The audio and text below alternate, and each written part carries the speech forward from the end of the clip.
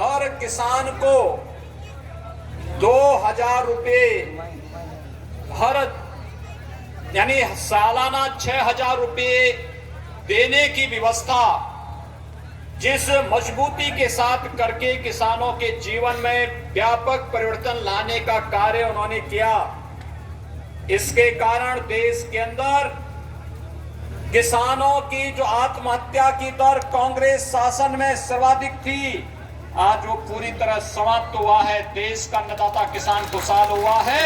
मैं इसके लिए प्रधानमंत्री मोदी जी और आपके लोकप्रिय नेता राधा मोहन सिंह जी का हृदय से अभिनंदन करता हूं, जिन्होंने किसानों के कल्याण के लिए अपना पूरा जीवन समर्पित किया। भाइयों बहनों, ये चंपारण की धरती है, ये हमारे लिए बहुत महत्वपूर्ण धरती है। राष्ट्रपिता महात्मा गांधी ने यहीं से सत्याग्रह को आगे बढ़ाने का कार्य किया था। यहाँ के किसानों का शोषण अंग्रेजों के समय से जो चला रहा था, कांग्रेस और राजद के समय में वो शोषण का सिलसिला चलता रहा।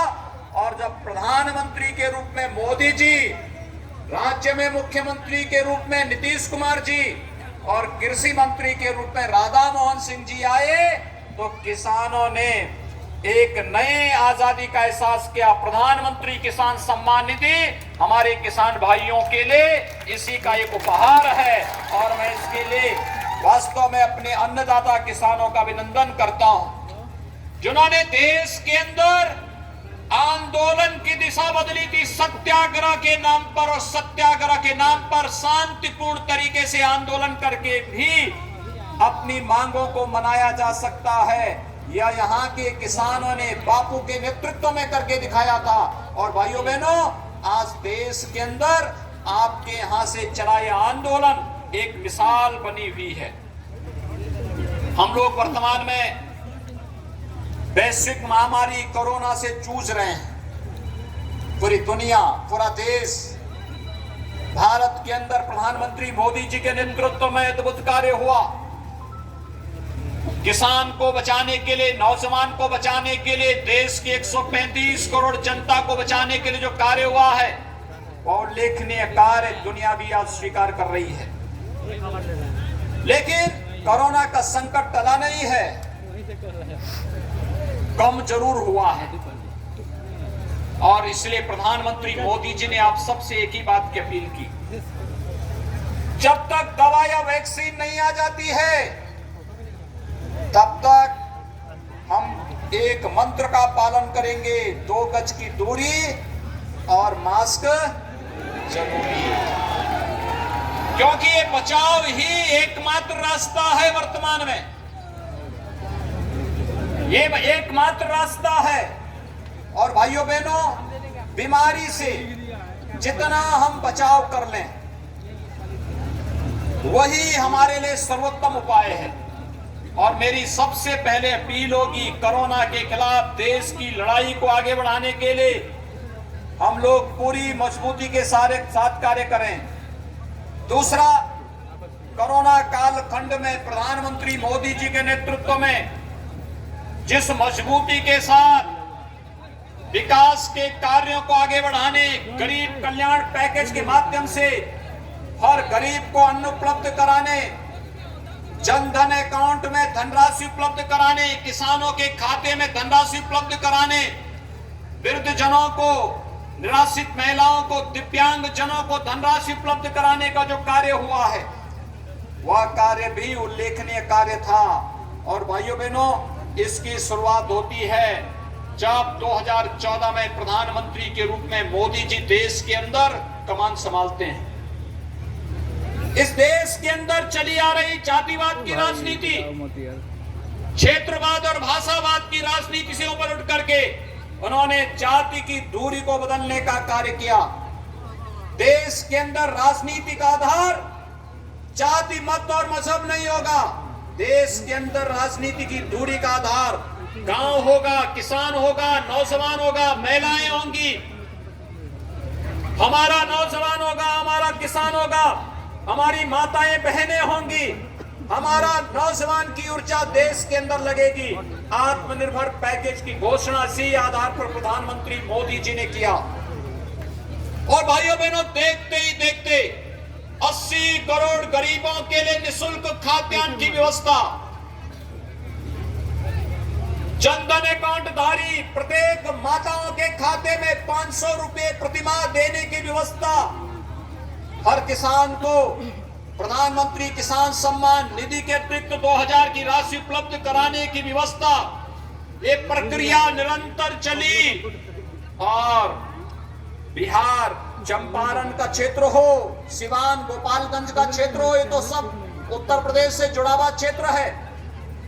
जब लॉकडाउन के दौरान हमारे भाइयों को महाराष्ट्र से, पंजाब से, दिल्ली से वहां पर अपने रोजी रोजगार को छोड़ करके अपने घर वापस आने के लिए मजबूर होना पड़ा था, तो भाइयों बहनों, भले ही महाराष्ट्र और दिल्ली के अंदर रोटी न मिली हो, लेकिन उत्तर प्रदेश के अंदर पूरे सम्मान के साथ हर बिहार वासियों को और बंगाल और झारखंड वासियों का सम्मान करने का कार्य हुआ।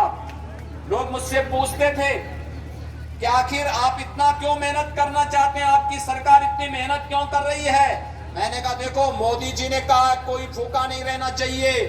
दूसरा, बिहार का व्यक्ति हमारे लिए परदेसी नहीं, वो तो हमारा आदमी है, क्योंकि मां सीता के मायका का जो व्यक्ति है, अपना व्यक्ति है, इसलिए उसको कोई परेशानी नहीं होनी चाहिए।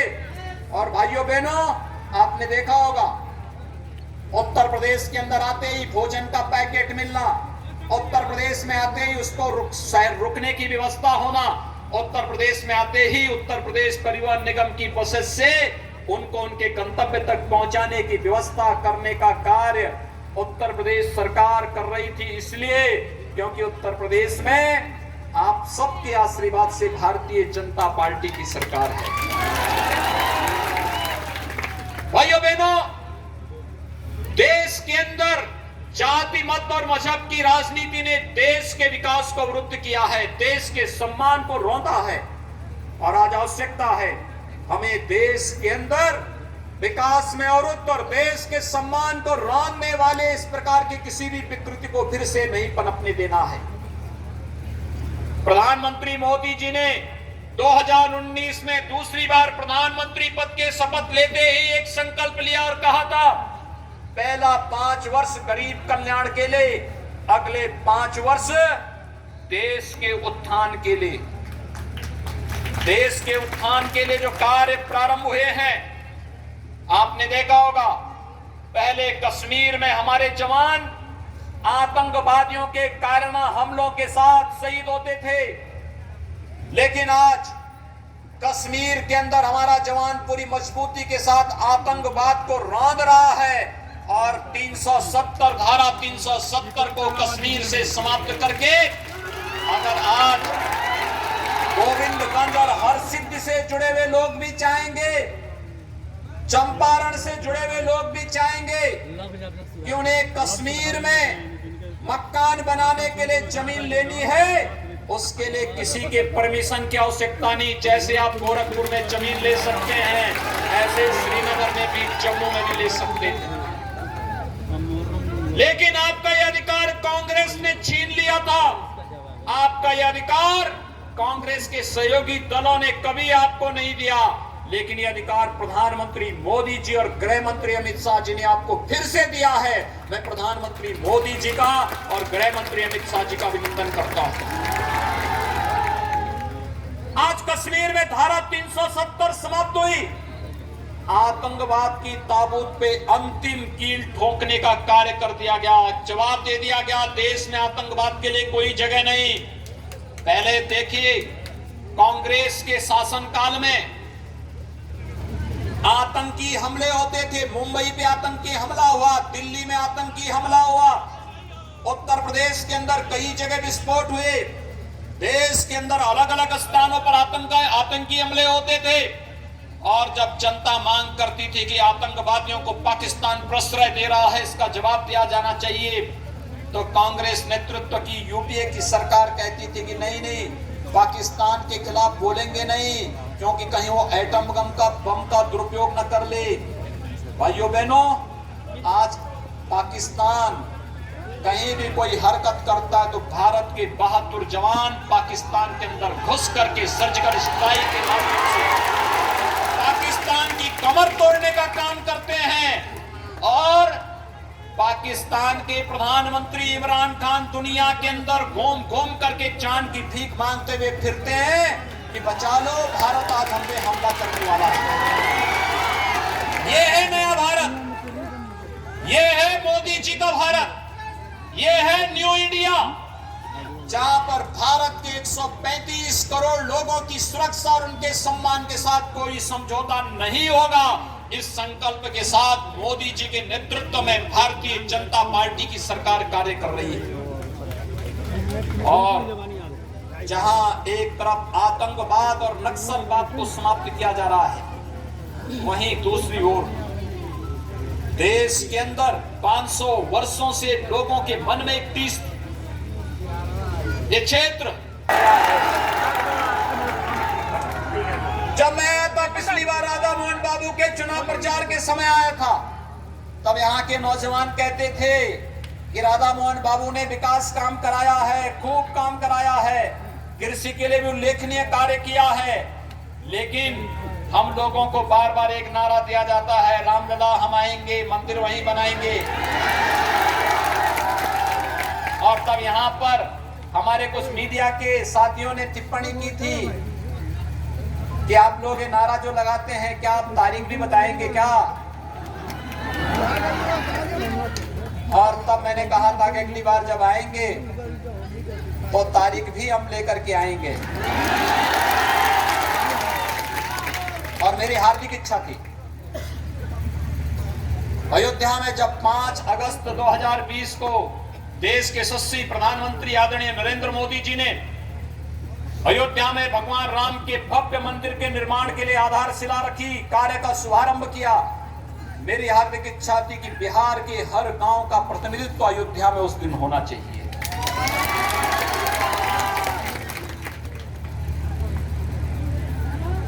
लेकिन भाइयों बहनों, चाहते हुए भी वैश्विक महामारी कोरोना से जूझते हुए हम लोगों ने चाहते हुए भी ये कार्य नहीं कर पाए।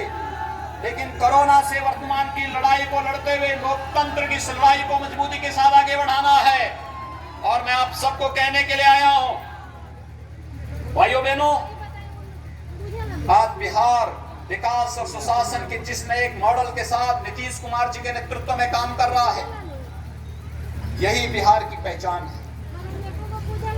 याद रखना, 15 वर्ष पहले इस बिहार को अराजकता की भेंट चढ़ा दिया गया था। बिहार के नौजवानों के सामने पहचान का संकट खड़ा कर दिया गया था। जाति के नाम पर, वंशवाद की राजनीति के नाम पर बिहार के नौजवानों के साथ उनकी ऊर्जा और उनकी प्रतिभा को जिस प्रकार से रौंदने का कार्य हुआ था, ये तो स्वप्न में भी फिर से इस प्रकार की दुष्प्रवृत्ति को पनपने देने की आवश्यकता नहीं। ये जो अपराधी माफिया सत्ता में हावी होने का कार्य करते हैं, इनको आगे बढ़ने की इजाजत कतई मत दीजिए, कतई मत दीजिए। याद करिए, जब नीतीश कुमार जी का शासन आया, 3 माफिया और अपराधियों के खिलाफ कार्रवाई हुई, बहुत सारे लोग जेल के अंदर सड़ रहे हैं। जो बाकी बचे हुए हैं, ये लोग इंतजार कर रहे होंगे, इनकी भी बारी आएगी, ये लोग भी अंदर जाने का कार्यक्रम। और उत्तर प्रदेश में तो हम लोगों ने उनकी छाती पे बुलडोजर चलाना शुरू कर दिया। हम लोगों ने कहा कि भाई देखो, किसी गरीब का, किसी किसान का, किसी व्यापारी का अगर किसी ने शोषण किया है और सत्ता का दुरुपयोग करके, शोषण करके इन्होंने वहां पर अवैध निर्माण किसी गरीब की जमीन पर, किसी किसान और किसी व्यापारी की संपत्ति पर कब्जा करके बनाया है, तो 2 काम होने चाहिए। एक, दंगाइयों के कारण कहीं आगजनी होती है तो उसका दुगना हम उससे वसूली करते हैं, उसकी संपत्ति को वर्जित करते हैं और उसके पोस्टर भी लगाते हैं, जगह जगह पोस्टर लगाते हैं कि इस दुराचारी को देखो, ये देश का दुश्मन है, सार्वजनिक संपत्तियों को जलाता है और आज इसकी संपत्ति को हम जब्त करके इसकी भरपाई कर रहे हैं। भाइयों बहनों, आज उत्तर प्रदेश में दंगा नहीं होता, नहीं तो हर दूसरे दिन एक नया दंगा होता था। और दूसरा कार्य हम लोगों ने और वहां पर किया है, इन अपराधियों और माफियाओं की बड़ी बड़ी संपत्तियों को जब्त करने का कार्य कि अब तक लगभग 1000 करोड़ रुपए से अधिक की संपत्ति हम जब्त कर चुके हैं। एक बड़ा अभियान चल रहा है क्योंकि इन्होंने शोषण किया है गरीबों का, किसानों का, नौजवानों का, पहचान का संकट खड़ा किया नौजवानों के सामने। गलत कार्य एक व्यक्ति करता है और पूरा समाज बदनाम होता है। नौजवानों को अपनी पहचान छुपाने के लिए मजबूर होना पड़ता है। इस प्रकार की स्थिति नहीं होने देंगे और इस देश से हम लोगों ने तय किया है कि ये राजनीति में अच्छे चरित्र के लोग आने चाहिए, अच्छे लोग आने चाहिए, शुचिता पारदर्शिता के साथ जनता की सेवा करने वाले लोग आने चाहिए। और इस देश से भारतीय जनता पार्टी और एनडीए ने यहां पर गोविंदगंज से सुनील मणि तिवारी जी को और हरसिद्धि विधानसभा क्षेत्र से श्री कृष्ण नंदन पासवान जी को अपना प्रत्याशी बना करके आपके बीच में भेजा। भाइयों बहनों, इतनी भारी संख्या में आप सब यहां पर आए हैं और आपका जो उत्साह है ये भी बताता है कि हम लोग अब जाति, मत और मजहब से ऊपर उठ करके विकास के पथ पर अग्रसर होकर के, क्योंकि काम तो मोदी जी के नेतृत्व में और नीतीश कुमार जी के नेतृत्व में हो रहे हैं, निरंतर आगे बढ़ेंगे।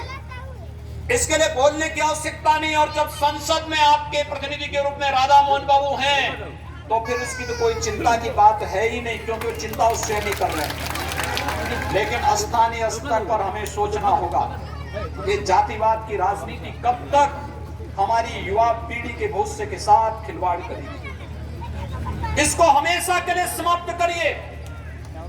वंशवाद की राजनीति अब नहीं पनपने देंगे, क्योंकि 15 वर्ष पहले जिस अराजकता को, जिस जंगल राज को बिहार ने झेला है, उसने बिहार के सामने पहचान का संकट खड़ा किया। अन्यथा बिहार का नौजवान तो पूरे देश और पूरी दुनिया के अंदर अपनी प्रतिभा और अपने बहुत अच्छा साफ प्रेम के लिए जाना जाता है। जहां कहीं भी बिहार का नौजवान गया, वहां पर उस नौजवान ने अपने प्रतिभा का लोहा मनाया है। उस नौजवान को अवसर मिलना चाहिए। उस नौजवान को वंचित किया है, उसकी प्रतिभा को रौंदने का कार्य 15 वर्ष पहले जिन लोगों ने किया, आज वे रोजगार का एक नया लॉलीपॉप लेकर के आपके बीच में आ गए। याद करिए, इनके समय में भी प्रधानमंत्री आवास बन सकते थे, इन्होंने नहीं बनाया। इनके समय में भी गरीबों को विद्युत के निःशुल्क कनेक्शन मिल सकते थे, इन्होंने नहीं दिया। इनके समय में भी रसोई गैस के निःशुल्क कनेक्शन मिल सकते थे, इन्होंने नहीं दिया। इनके समय में भी किसानों को प्रधानमंत्री किसान सम्मान निधि का लाभ दिया जा सकता था, इन्होंने नहीं दिया। इनके समय में भी आयुष्मान भारत का लाभ 5 लाख रुपए सालाना स्वास्थ्य बीमा का कवर हर एक नागरिक को दिया जा सकता था, इन्होंने नहीं दिया। क्योंकि गरीब और किसान और नौजवान और महिलाएं कभी भी इनके एजेंडे में नहीं थी। ये लोग गरीबों को और किसानों को क्या देंगे? ये तो मनुष्य है।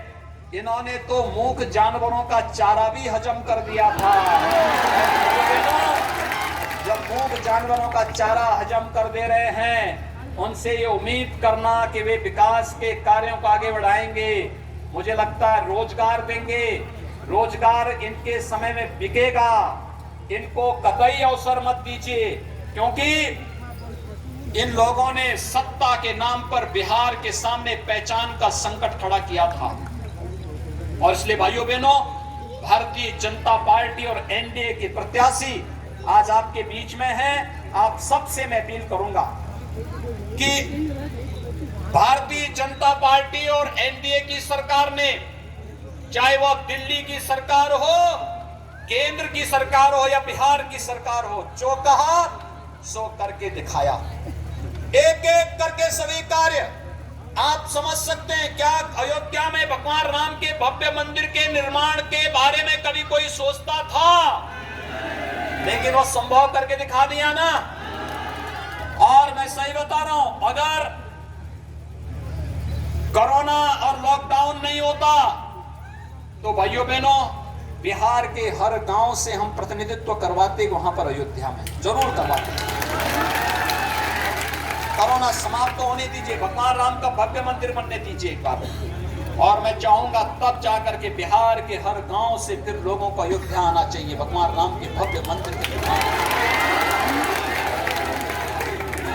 दर्शन करने के लिए आना चाहिए। माँ सीता के भी दर्शन करिए, भगवान राम के भी दर्शन करिए, सरयू में स्नान करिए और राम नाम कीर्तन के माध्यम से जीवन की नैया को और तेजी के साथ आगे बढ़ाते जाइए।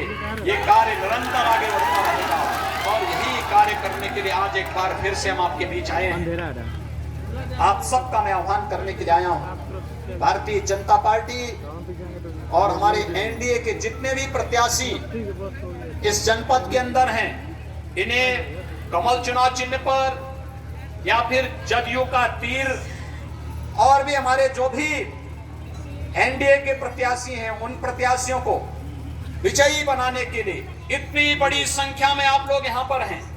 आपके पास स्मार्टफोन है, हर नौजवान के पास स्मार्टफोन है। स्मार्टफोन का इस्तेमाल करके अपने नातेदार, अपने रिश्तेदार, अपने मित्र, अपने शुभचिंतक सबके साथ बातचीत करके, एसएमएस करके उनको बताने की आवश्यकता है ये विकास और सुशासन की लड़ाई है और इस लड़ाई में तमाम लोग तमाम प्रकार के नारों के साथ आने का प्रयास करेंगे। इसलिए आप सभी से मेरी अपील कि हम विकास और सुशासन का पक्ष लेकर के नीतीश कुमार जी के नेतृत्व में एनडीए की सरकार फिर से बिहार के अंदर बनाने के लिए पूरी मजबूती के साथ कार्य करें। यही अपील करते हुए भारतीय जनता पार्टी और जदयू के प्रत्याशी श्री सुनील मणि तिवारी जी को, श्री कृष्ण नंदन पासवान जी को भारी मतों से विजयी बनाने की अपील करते हुए वाणी को देता विराम। जय जय श्री राम।